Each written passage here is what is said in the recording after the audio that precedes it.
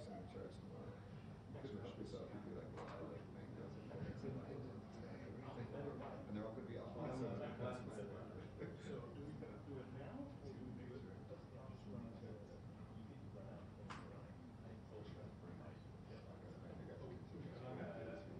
No, it's not.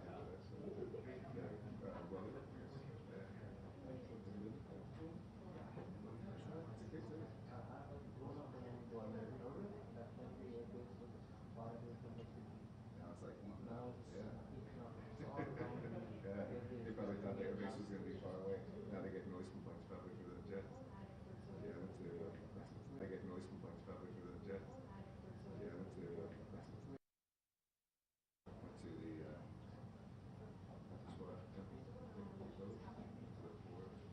palace. It's got perfect for like 2 days. And the town center has all the different architectural styles, Greek, Roman, French, Islamic. Yeah,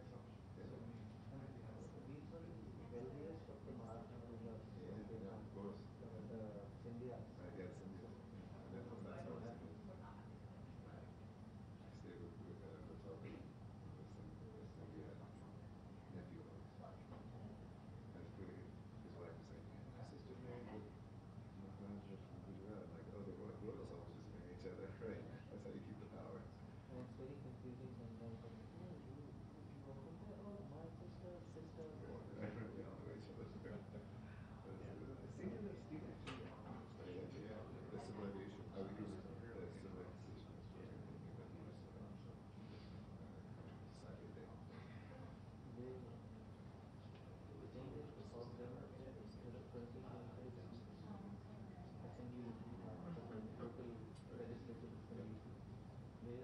Whether they do something or not, they issue a dictat that this candidate has to be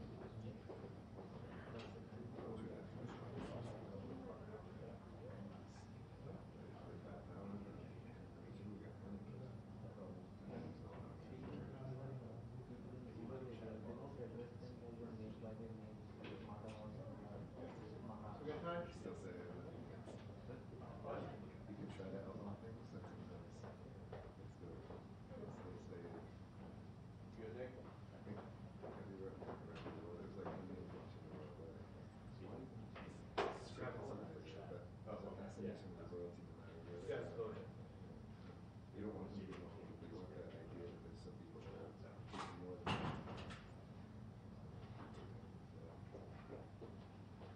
If they people know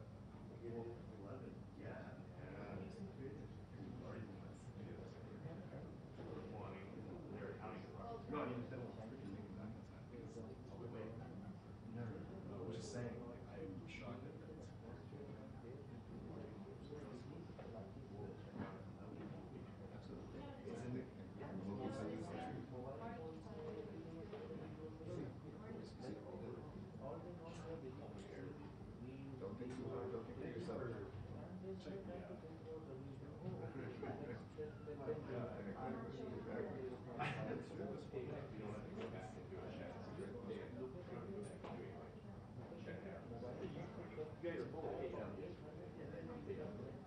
going to get started in about a minute. Hey, sir. We're going to get started in about a minute. Hey, sir.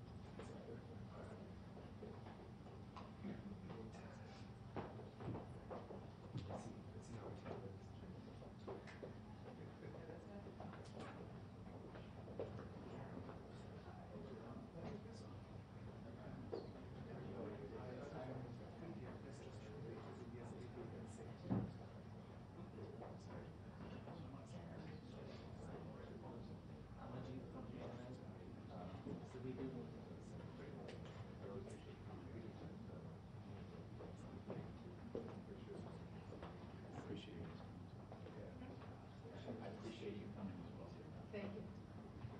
I travel very far.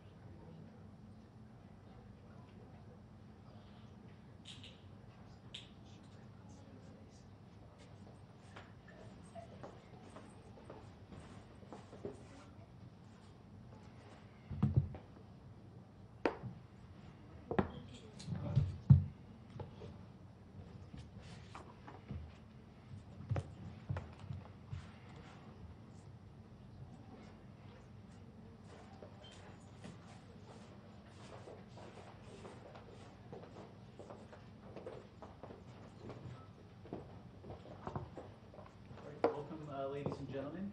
Again, today's session is on the record. Secretary Austin will begin with some opening comments, and then I will call on reporters for your questions. Mr. Secretary, over to you, sir. Thanks, Patrick.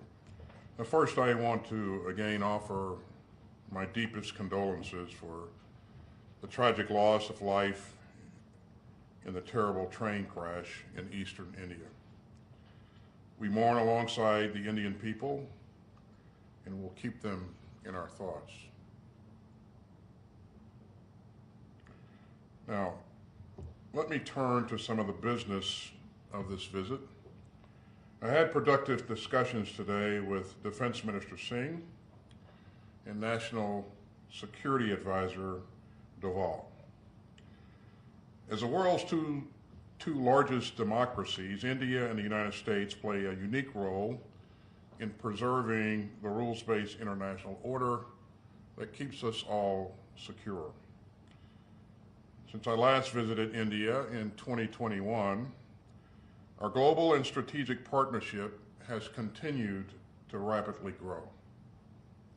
Today, the U.S.-India partnership is a cornerstone of a free and open Indo-Pacific. And our deepening bonds show how technological innovation and growing military cooperation between two great powers can be a force for global good. And so on this visit, I'm pleased that we have taken new steps to strengthen our defense partnership.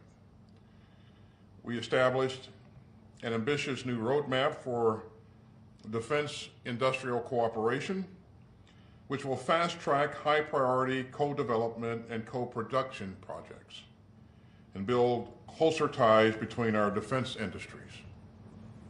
We look forward to advancing some of those projects during the upcoming visit between our leaders later this month. We also discussed an important new initiative, IndusX, that aims to jumpstart partnerships between the U.S. and Indian defense innovation sectors. And we're looking forward to the formal launch of IndusX in conjunction with Prime Minister Modi's state visit to Washington. We're not only sharing technology together, we are cooperating alongside each other more than ever before. We discuss ways to increase information sharing, as well as new initiatives to improve maritime cooperation, including in the undersea domain. We also recently celebrated the launch of our first Defense Space and Artificial Intelligence Dialogue. And that will help us work more closely together in emerging domains. We're also breaking new ground with the pace and scope of our joint military exercises. In this past April, some of America's most advanced and strategic aircraft, the F-35 and B-1 bombers, participated for the first time in the annual COPE India air exercises. This all matters because we face a rapidly changing world. We see bullying and coercion from the People's Republic of China, Russian aggression against Ukraine that seeks to redraw borders, challenges such as terrorism and climate change. So democracies must now rally together around not just our common interest, but also our shared values. Preserving and protecting the freedoms that are essential to peace and prosperity will require vigorous leadership from the United States and from India. And so we still have a lot of work to do, but I am confident that the U.S.-India partnership will help secure an open and prosperous future for the Indo-Pacific and the wider world. Again, it's great to be here. And let me thank our Indian hosts for their outstanding hospitality. And I look forward to working with them to build the next phase of the U.S.-India Defense Partnership. So thanks very much, and I'll be glad to take a couple of questions. Thank you, Mr. Secretary. Our first question will go to the Press Trust of India, Manush. Good afternoon, Secretary, and thank you for doing this interaction.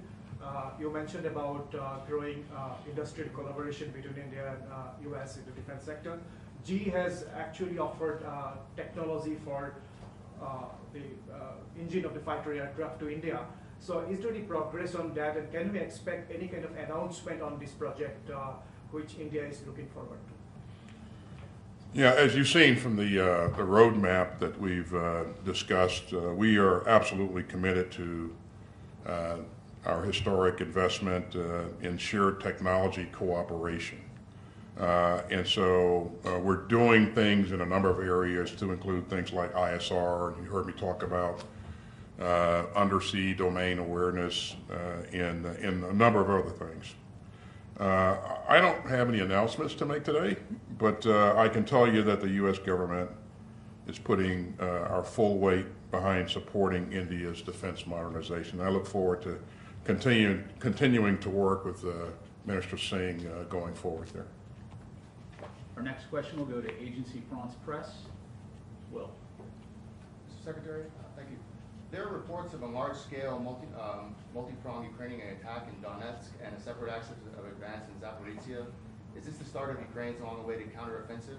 Additionally, could you describe the Russian defenses that Kyiv's forces will face in their counteroffensive and the role U.S. provided equipment will play in breaching them? Thank you. Thanks, Will. First, in terms of describing any potential Ukrainian operations, I would defer to the Ukrainian leadership to do that. I mean, I'm sure they'll at the right time talk about or explain exactly where they are in their preparation and their execution of any planned offensive. You asked the question about the defenses that the Ukrainians might encounter. It's been widely reported that Russia has constructed defenses, along the border of the occupied territory, and those defenses, in many cases, are defenses in depth. So we see several lines of fortifications, ditches, dragon's teeth, prepared positions, those kinds of things. Now, that's so in some cases it's a fairly significant preparation there. It's a fairly significant preparation there across a pretty significant area. So, they probably can't be strong, in every place. So it's incumbent upon the Ukrainians to find those points of advantage where they can leverage and exploit. So we'll see what happens. Again, our goal was to make sure that we provided them with the training, the platforms, the capability to be able to successfully breach and maneuver. So. Thanks, sir. Next question will go to Asia News International. G. Sir, I'm Ajit Dubey from ANI. Thank you very much. Sir, you just talked about the bullying and coercion by the Chinese. Now, India and China have been in a military standoff for the last 3 years due to Chinese aggression on the eastern Ladakh sector. Looking at their deployments, sir, do you think there can be more such misadventures since they have not taken back any deployment from there on the Indian borders? And how do you see the Chinese defense minister's statement that NATO-like alliances in the Asia-Pacific can be very dangerous for the region? Yeah, so let me just make sure I got your question right. The first part of the question was whether or not I anticipate that there'll be more misadventures. And then the second question is regarding China's view of our effort their perception of our effort to establish a NATO-like alliance in this region. I'll take the last piece first. And you may have heard me say in Singapore the other day that, we are absolutely not trying to establish a NATO in the Indo-Pacific. We continue to work with like-minded countries to ensure that the region remains free and open so that commerce can prosper and ideas can continue to be exchanged.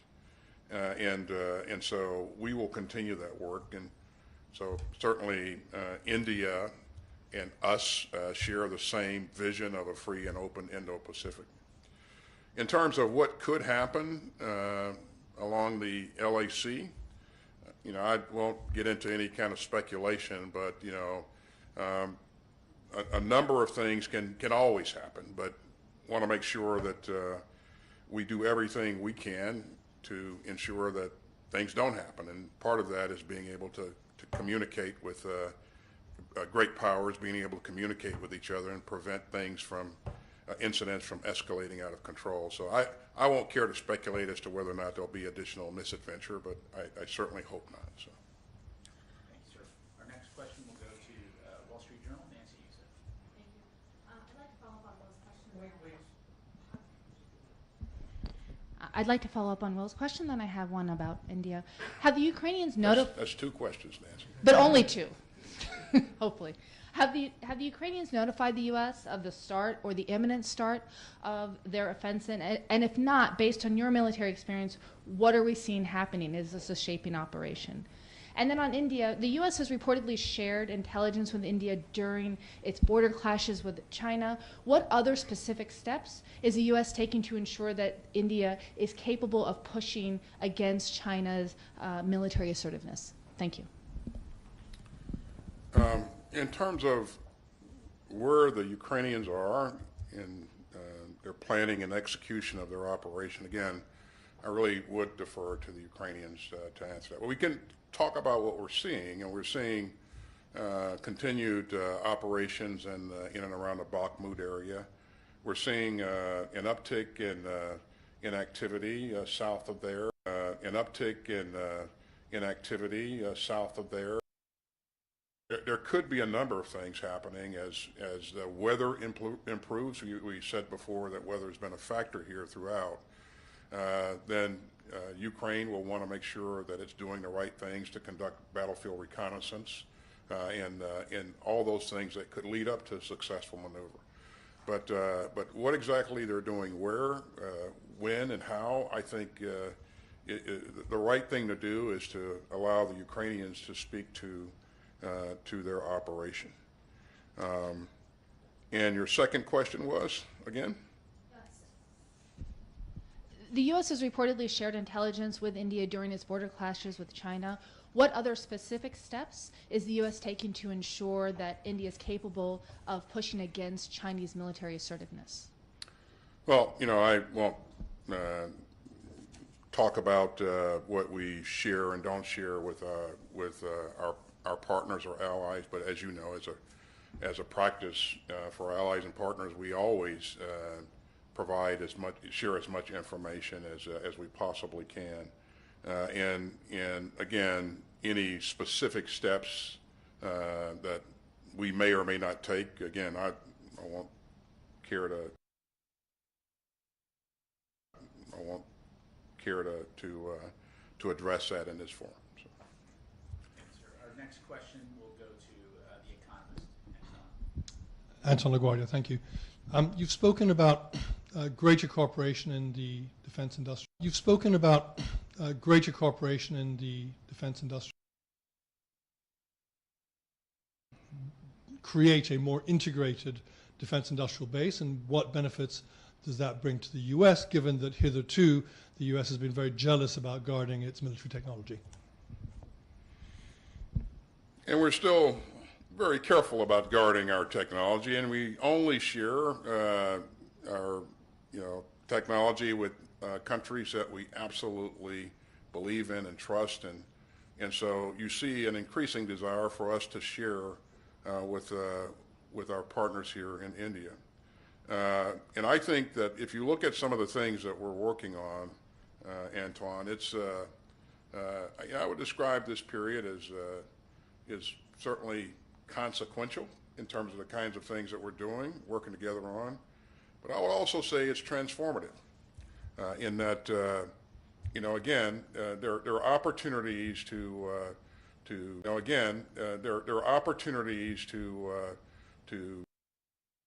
look at what it takes to ensure that we continue to work towards a free and open Indo-Pacific. And again, we share that vision with India and with many other countries in the region as well. And you heard me talk about a lot of that on Saturday when I spoke at Singapore.